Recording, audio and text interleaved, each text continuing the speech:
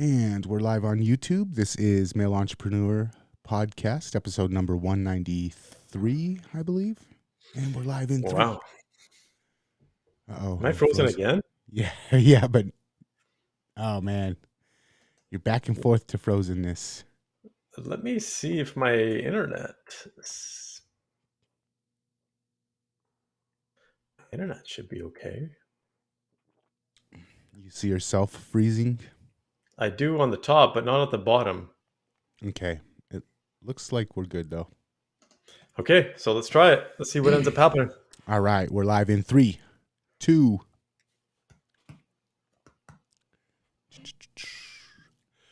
Welcome back to the Male Entrepreneur Podcast, the podcast for men who win, with your host, Purdeep Sangha. Purdeep, how you doing, man? Hey, man, I'm doing awesome, man. I can't tell you how much I missed that introduction. It's been a while since you and I have actually sat down and recorded an episode, so I'm excited. Yeah, you've had a lot of stuff going on. You've been doing a bunch of re-innovations on your house, and just life in general sometimes can get to be a little bit much. I have a question to ask you. We're halfway through the first quarter of 2020. It's 2022, right? Yeah, okay. Yeah. Second month of 2022. And I like to get your insight on things. And right now I don't know if I'm doing it right for this beginning quarter of this year. So I wanted to get your insight on some of the stuff that I should be doing. The main reason I ask is because I'm going through and I'm getting all of my tax stuff ready to head off to the accountant. And I'm even looking at just this year and I'm like, man, I'm not as organized as I wish I was. And how can I do better this year than I did last year? Last year was a pretty awesome year actually for my business. But yeah, I'm wondering, to get this year started correctly, are there some tips and advice that you have for me for starting the quarter off correctly? Yeah, I would say the first thing is plan ahead. So before you get into the new year, you should have your full year planned, or at least an idea of what you want to accomplish for that coming year. And a lot of people do it too late. A lot of people start doing it in January. You want to start doing the process, or start the process at least in November, so you hit the ground running, right? There's nothing like momentum, because once you get going, you keep that train going. It's hard to stop. But I think the biggest thing that I see with entrepreneurs is, even if they have the plan, what's a bigger challenge is executing the plan. Because, and people ask me, like, what is a secret to getting results or success? It's really execution. That's all it is, right? If you get up, you do the things that you need to do, and you stay the course, you will actually get the results.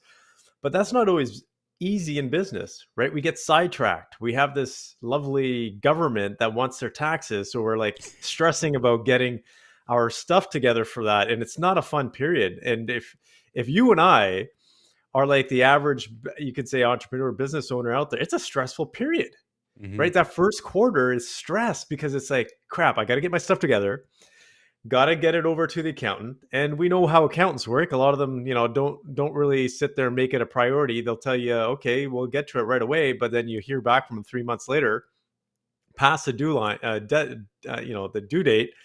And then you get these lovely things in the mail from the government, and you do not want to open those letters, because you're like, crap, are they going to reassess things?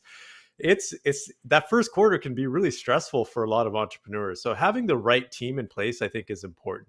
And this is where I always recommend outsource your accounting, outsource your tax work as much as you can, because if you're stressed about these things, guess what? It's going to impact your business performance. So one of the biggest hiccups that I run into is December.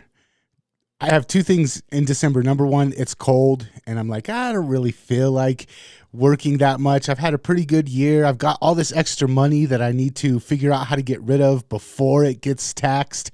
So I'm going to go out and buy a bunch of new toys for my business, and it's Christmas time. So I'm going to spend time with people I care about, and I'm going to buy a bunch of Christmas presents and just enjoy life and enjoy the winter and snuggling up next to the fireplace. And then I got to get back into like hustle mode. Maybe not hustle mode, but it's a drastic change from December Mhm. to January. Oh, big time, right? Because you're chilling with family, and then all of a sudden it's like, oh, I gotta go again, right? Hmm. But that's why I recommend doing it in November. If you can start your process in November, finish it by mid-December, you have those last 2 weeks of the holiday season to just chill and not feel bad about it because you have this plan in place. And guess what? When you have your plan, when you're working through, if you're done by mid December, that's when things become real fun. Like you said, you get to buy those toys, but those toys for your business are aligned with your plan for the following year because you know exactly what you need to accomplish the following year and how you can invest in it. So you get to do it, but do it in a strategic way as well. And so that helps. And if your fiscal year is December 31st, start the planning process November, right? It's a disciplined process. Get used to it. It's going to make your life a lot easier. But what's even more important is the quarterly sprints. And that's what we're going to talk about today is every 90 days. And typically, again, if you're going off the calendar year, you got your first quarter, January, February, March. But in January, you should know, what are you trying to achieve by the end of March?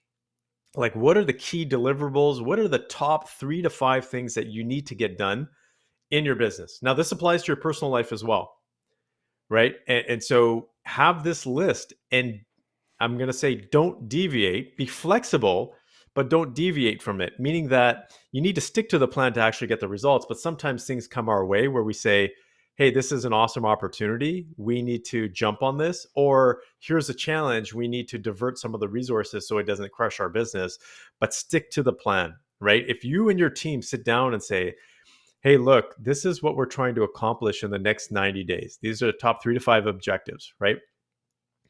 You should be doing that with your strategic partners as well, and even your clients to a certain degree. Because if your clients understand where you're trying to go as a business, they're going to have more trust in you as well. They may even support you. They may even, guess what? I've had clients to say, hey, look, I can help you with this, or I know someone who can help you with this. So Mm. having those conversations with your clients is important. But if you measure it on a 90-day basis, you're far more likely to get it done and have that accountability with your team as well. So, if you wouldn't mind kind of being a little bit open with us or transparent, I guess, what does that kind of look like for you? So people are like, well, that sounds great, but what does that actually mean? hmm So for me, my 90-day goal is we're working on this one particular, you can say, potential client that's coming our way. And we are doing everything we can. Like, this is all hands on deck, where our 90-day by the end of March is to land this deal. And if we land this deal, this is going to be huge. It's going to be our biggest deal ever. And so we're not deviating from that. There's a lot of other things that are coming our way. Yes, we have some you can say smaller projects, but all our resources are dedicated to this one thing. And yeah, we're banking a lot on it, but if we get it, it's going to be a huge win. If we don't get it, it's going to be a huge learning experience for us in terms of what we could do better next time when this situation comes around. So that's on a business side. On a personal side, everything that I do, and I'm an avid learner. For example, right now, my wife and I have a specific goal that we're working on, and I can be open and transparent about that. And it's more about our intimacy, right? Being able to spend time with each other and making that a conscious effort, because with 2 kids, it's difficult to do. So, our big thing for this first quarter is just connecting and allocating a certain day every week where it's just her and I, right? We get to connect with each other. My personal side, just me as an individual, my health is one big aspect, but I'm working on 2 designations that I'm going to be completing by end of March or April, and that's what I'm focused on. Right, I got all these other things that I could be doing, but that is the one big focus for me. That's my 90-day sprint, and when I can accomplish that, and I'm planning for the next sprint after this, what I'm going to start doing in April, but I'm not worrying too much about it. I'm focusing on these first 90 days. So I get the value of this a lot of times when I'm trying to figure out what the next step is or what the next project or the next building block is going to be. I break it down. I don't do it by quarter though. I do it by project. I'm like, okay, I've got these three projects. Which one gets the most priority? Which one is going to be the one that I do next? Is there a reason why you do this by quarter? Does it help make it more solidified in your mind or your plan? Or what's the reason of going quarter by quarter instead of plan by plan? Well, if we take a look at it, it's different for small business owners versus bigger, larger organizations, but that doesn't mean it shouldn't be the same. And let me say why. Because you should be doing a quarterly forecast for your cash flows, anyways. You should be taking a look at, okay, how much money you're bringing in, how much money is going out, because that determines how much money you can invest back into your business, whether you're going to have positive cash flows or not have positive cash flows. This is one of the biggest challenges the businesses have is they don't manage their cash flows effectively. So successful business isn't about how much money you actually make on your income statement when you file your taxes, is how much money you actually have in your bank account and how much money you're actually investing back in your business. And you don't know that until you actually have a proper cash flow statement, which is typically done on a quarter, like you minimally on a quarterly basis, right? So that is one of the reasons why it aligns with your cash flow statement. If we're doing it based on project, that's great, but you should also be taking a look at how much money you're bringing in from those projects and where that money is going to be reinvested in your business. And if it's not based on timelines, it becomes somewhat difficult to do, right? Because it becomes a little bit of a mismatch. So that's why quarterly is natural. Secondly, it matches other people's cycles, right? Other people's business like clients, for example, a lot of the clients that we work with, for example, have budgeting cycles, and we know that not that we have to align with their budgeting cycles, but we have an idea in terms of when they're going to start budgeting for future projects. So we kind of align that with our quarterly sprints as well. So there's an alignment aspect for that. And why 90 days versus 160 days? Well, I think 30 days is too short to actually get things done. Mm-hmm. 180 days is too long because you lose sight and focus. So 90 days, I feel, my personal opinion, and based on the work that we've done, is that's the right time because you can get a lot done in 90 days and still stay focused. Mm-hmm. I think the 30 days not giving you enough time to actually get the accomplishment done.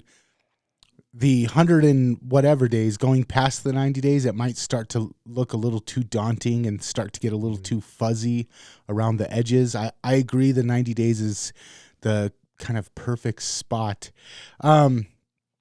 Is there a difference between the different quarters? Is there a different approach for the first quarter as opposed to the last quarter of the year or any of the middle quarters of the year? Do you have any insight on how each one should be handled differently? Yeah, and it really depends. I would say typically it depends on whether your business is seasonal or not, or if you see dips in certain periods of times of the year. And a lot of businesses do, let's just say during the winter, right? You talked about people taking holidays and stuff like that, and even in the summer. So there's natural dips in that. And there's also, not challenges, I should say, but different perspectives when it comes to the start of the year versus the end of the year, right? We know that if you're planning, and if you don't have your planning done effectively or whatever that is, the first quarter of the year can start off slow, right? And that's typically what ends up happening is the first quarter, unless you've had a rockin' fourth quarter from the past and you're just, the momentum is going, the first quarter, especially if it's in January, starts off slow because everybody's getting back from the holiday season. And then things start to ramp up. And then there's the summer season, which people take holidays, right? So there is that natural ebb and flow of the seasons out there. So there is because, we're talking about business, but this is really human beings, right? We're human beings. And so we see that when people are, for example, September is one of the highest stress times for people. And guess why that is? It's because kids are going back to school. So yes, your business cycle may be affected in September because your employees may be stressed if you have a lot of employees who have kids. So these things do impact how businesses run. And then typically what you'll see as well is if you're behind on your annual target, you will maybe see a ramp up period towards the third or fourth quarter because people are trying to hit their targets, right? They want to get their bonus, or they want to end the year off strong, depending on how motivated the individual is, or the organization is. So every business is somewhat different, I would say, from that perspective. What we've been talking about the first quarter, but when this episode comes out, for a lot of people, the first quarter will be rounding up and the second quarter of the year will be starting. Are you that far ahead? You said you're thinking about the first quarter in November. As we record this, it's February. Are you that far ahead? Are you already thinking about your second quarter? Yeah, I'm already planning for April. Definitely already planning for April, but I'm not actually taking my focus away from what I'm doing right now. And I think that's the difference, is you have to allocate a certain amount of time to say this is what we need to do the next quarter, but not take away so much energy about for what you're doing right now. Because what ends up happening is a lot of people get sidetracked. And I have a habit of doing this, and I have to stop myself, right? And this is where, even on my personal, you can say, growth and development, where my annual plan is to, typically what I do is I learn 3 to 4 subjects in depth over the course of a year. And then what ends up happening, though, is it also depends on my quarterly plan, because right now I'm just focused on these particular subjects. I had to peel back and say I can't learn these 2 other things. There's just no way, because it's interfering with my quarterly plan. So therefore, I'm going to put that off until April. So I know what I'm going to do there from that perspective. So quarterly plans. It's not just about what you do; it's about what you don't do. That is even more important, because the things that the number one thing that stops people from getting results, it's not that they don't know what to do, it's they get sidetracked. It's all these other things that get in their way. If you can be disciplined enough to say, no, not right now, or no, I don't need to do it at all, then you're going to be that much better off. So if, as a leader, as a business leader, you have to be able to do those 2 things. And a lot of people are afraid of saying no, Mm-hmm. but you don't have to say no. You can say not right now. Yeah, I think that's so important. Um, as we're closing out, I want to get your final thought on when we've heard Mike Tyson say, everybody's got a plan until they get punched in the mouth. Or we've heard sayings about, like, everybody's got a plan until they actually hit the battlefield. And I have run into this a lot in my business as well, where I've got this great plan and then reality says, oh, actually, we're going this way. Creating annual plans, I think, makes it even more likely for reality to go a completely different way. Sorry, excuse me. But what do you do as a business owner when you've got this great quarterly plan and then life, business, you get a curveball thrown at you? How do you keep the excitement up for the next quarterly plan when life just took the last one and made a big joke at your expense with it? Yeah. So, let's be real. Things happen in life, right? People get sick. You might have someone pass or whatever it is. But this is where discipline is so important. Mm. I can't stress enough discipline. And I'm not saying don't be human. We have to be human. We have to feel things do happen. But if you can be disciplined throughout that 90-day period, maybe you can say, hey, the next 90 days after that, maybe I can take the first 2 weeks off, or slow down, or whatever that is. But the challenge is, if you learn to get distracted, you are going to be that much further behind. That is ultimately it. Because when you put in the discipline of working hard for 90 days, your team may be able to take 2 weeks off. But if your team hasn't learned to be disciplined within that 90 days, you could be wasting a lot more than 2 weeks in unproductive time. And that's exactly what happens. And this applies to your daily routine as well. If you can be disciplined for the first 4 hours of your day, you will be far more productive than someone working 8 hours. I can guarantee you that. Shut off your phone, shut off the social media, shut off your emails, get the work that you need to get done, and then play after. That is the same principle of the 90-day period. If you can do it for 90 days, play for 2 weeks, right? Play for a week, whatever that looks like. But keep your eye on the goal for the 90 days. It's all about discipline. Okay. This has been kind of a cold bucket of water to me, because I know that I definitely need to get a little bit better at this in my own business. If somebody out there is listening to this, I know you said you're really focused on bringing on one client right now, but if somebody out there is listening to this and they're saying, okay, they're like me, they're like, hey, I have not been living up to this, and they want to get a hold of you and they want to reach out, is that a possibility? Are you entertaining bringing on new clients and helping people with this, or is that just like not available right now? Yeah, we're always open to having conversations and seeing, even if it's not a client typical relationship, there could always be a partnership now or in the future. So please, yeah, you can reach out to me. You can connect with me on pretty much every social media channel at Purdeep Sangha is typically my handle, or reach out to me via email using the email team@purdeepsangha.com. And that's Purdeep Sangha. Uh, there's different ways to spell it on the internet, I found. All right, man. I really appreciate you putting this episode together for me and for the listeners today. And I'm going to have to do some reflecting on how I can do better this quarter and next. I appreciate you, man. And if people want to check out more episodes of the podcast, where's the best place to go? Check out mailpodcast.com.